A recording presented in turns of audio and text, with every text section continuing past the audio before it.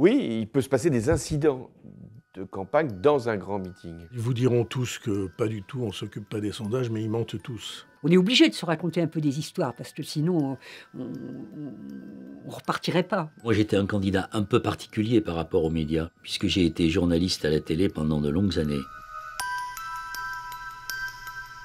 Avant l'élection présidentielle, Lacroix a rencontré des ex-candidates et candidats. Ils reviennent sur leur campagne et sur leur investissement personnel.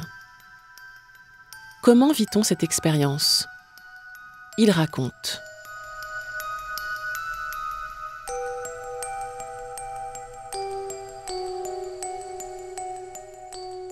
C'est sûr que lorsqu'à Bercy, vous avez 18 000 personnes, ce qui était le meeting point d'orgue de la campagne de 2007, oui, c'est un souvenir. Bien sûr que c'est un moment d'une grande humanité, un meeting. Parce que vous avez des gens, j'ai employé une expression, qui communiquent avec vous, qui attendent de vous des paroles précises, qui répondent à leurs exigences, à leurs aspirations. J'ai pu expérimenter ce que l'on doit donner aux autres devant 15 personnes. Et chez les écolos, pendant cette période, on était plus habitués à parler à 15 ou 30 personnes qu'à 900 personnes. Mais il n'y a pas de différence de nature, c'est qu'une différence de degré.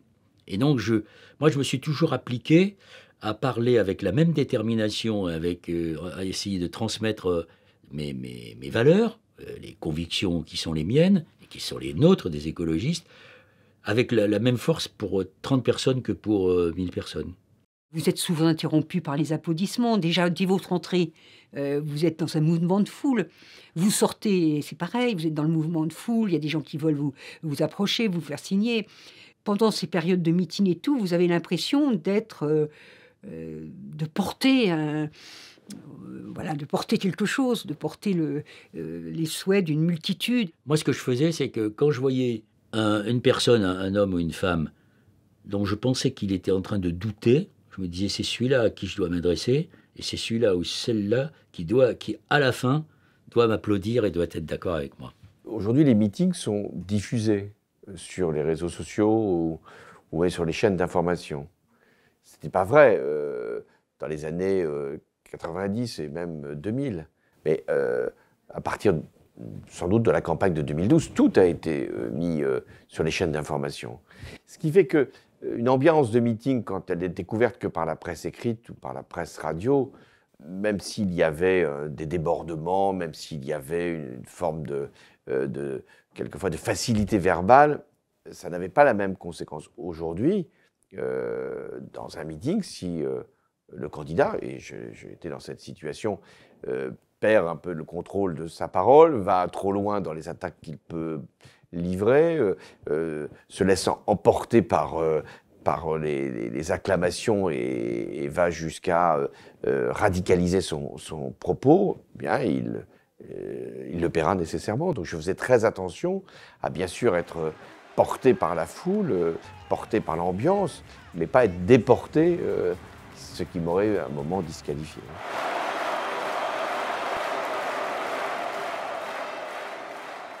Oui, il peut se passer des incidents de campagne dans un grand meeting.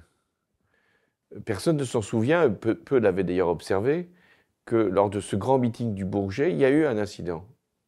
Une personne, je ne sais pas laquelle et pourquoi, avait lancé une chaussure qui a glissé devant moi. Imaginons que cette chaussure m'ait touché. C'était immédiatement un événement de campagne. Il y en avait eu un autre précédemment où j'avais reçu de la farine, quel que soit le propos que j'ai tenu ce jour-là, tout avait été effacé par l'événement lui-même. Donc, un événement de campagne peut tout bouleverser. Il faut donc être très attentif à tout ce qui peut se produire et faire attention à tout ce qui, à un moment, arrive. En ces temps de campagne électorale, pas un jour ne passe sans que paraisse un nouveau sondage politique. Les candidats ont les yeux rivés dessus et pourtant, régulièrement, les sondeurs se trompent. Quand on est candidat, évidemment, on ne peut pas être insensible au sondage. Mais il faut s'en méfier. Il faut y attacher une certaine importance. Ça mesure la sensation de l'opinion publique à un moment donné du temps. C'est plutôt ça. Ensuite, quand on est dans l'urne, on sait que c'est pas la même chose.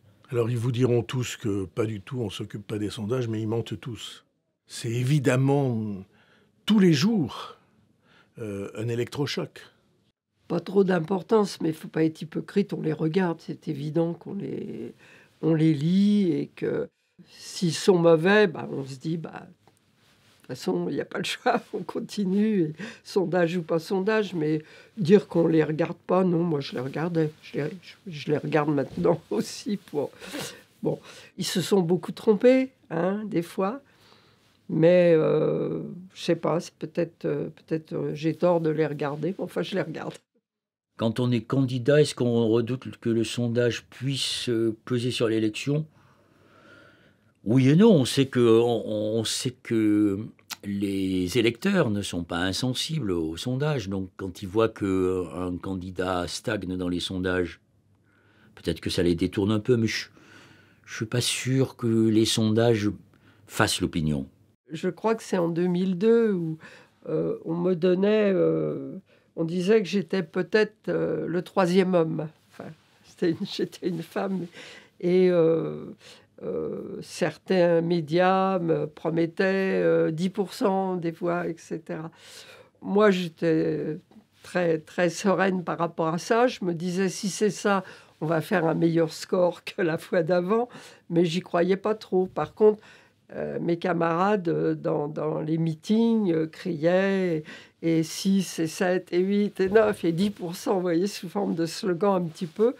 Bon, c'est vrai que ça crée surtout une ambiance qui vous porte, quoi.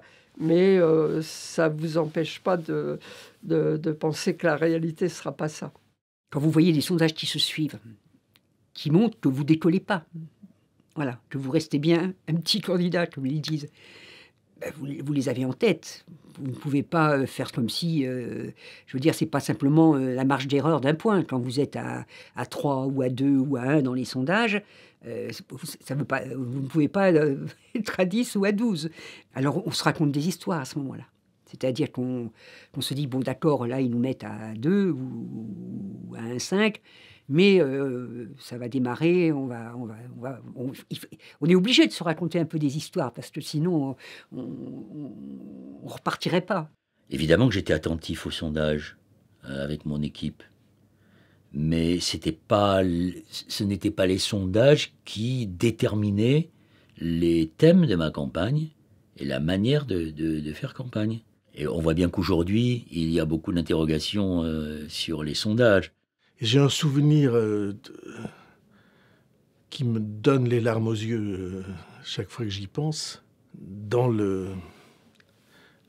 la grande ascension de 2007, quand on a été tout près du deuxième tour, tout près d'arriver au niveau de Ségolène Royal, par exemple, et que c'était un événement inattendu et assez bouleversant dans la vie politique française. Je me souviens très bien du jour où un sondage m'a mis à égalité avec Ségolène Royal, ou quasiment à égalité. J'étais assis à la terrasse d'un café, on prenait un café avec mon petit groupe de ceux qui m'entouraient, et j'ai reçu un SMS d'une de mes filles, qui était jeune femme médecin avec des petits-enfants. Et elle m'a mis « Papa, s'il te plaît, pas trop vite ». Et à cet instant précis, vous recevez sur vous la charge que vous avez transférée sur ceux qui vous entourent, sur ceux que vous aimez, sur ceux que vous voulez préserver. Et tout d'un coup, vous vous rendez compte que le tsunami qui déferle, il ne déferle pas que sur vous. J'ai toujours été à des sondages assez faibles, aux alentours de 2-5%. J'ai été, je crois, jusqu'à 5%. Mais entre le samedi, la force des médias, le samedi veille de l'élection, où Le Monde a titré en disant que M. Le Pen pouvait devenir candidat du deuxième tour. Nous avons senti dans mon équipe, nous avons eu les témoignages selon lesquels nous perdions un certain nombre d'électeurs au nom de la désunion. Il vaut mieux voter utile, voter Chirac, plutôt que voter Boutin, parce que c'est une voix qui, a priori, est perdue. Je trouve que moi, j'étais un candidat un peu particulier par rapport aux médias, puisque j'ai été journaliste à la télé pendant de longues années. Donc, je sais comment ça fonctionne. Mais c'est pas parce que je sais comment ça fonctionne que je vais sombrer dans cette inversion absolument terrible aujourd'hui, qui est dévastatrice, selon laquelle c'est les médias qui fixent l'agenda. Personne dans la presse n'y croyait. Et personne ne voulait me donner la parole en tant que candidate à la présidentielle, parce que dans l'esprit des médias et des politiques, je n'étais pas candidate, j'étais candidate à rien du tout. Tout se tourne vers ceux qui peuvent être les présidents futurs. Et à l'époque, si je prends l'élection auquel j'ai participé, personne ne voyait ni Arlette Ladillier ni moi comme future présidente. Donc les médias se concentrent sur ceux qui vont peut-être être demain à la tête du pays. Ce qui est frappant, c'est le regard des journalistes, par exemple. Vous vous souvenez, il y a une photo extraordinaire que vous retrouverez, je suis sûr. C'est Nicolas Sarkozy entouré d'un cercle de journalistes à ses pieds et qui le regardent énamouré. Parce qu'il monte, il va gagner.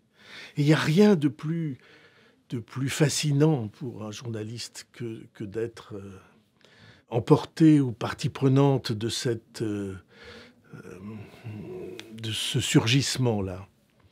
Puis il y a eu ce fameux épisode de la gifle que je n'ai pas voulu, pas mise en scène, que je n'avais pas imaginé, mais j'ai trouvé la main d'un gamin en train de me piquer mon portefeuille dans ma poche, et j'ai eu un geste de père de famille qui est parti très vite, et j'étais pas content parce que la télé l'a filmé, l'a publié sur toutes les antennes de tous les pays du monde.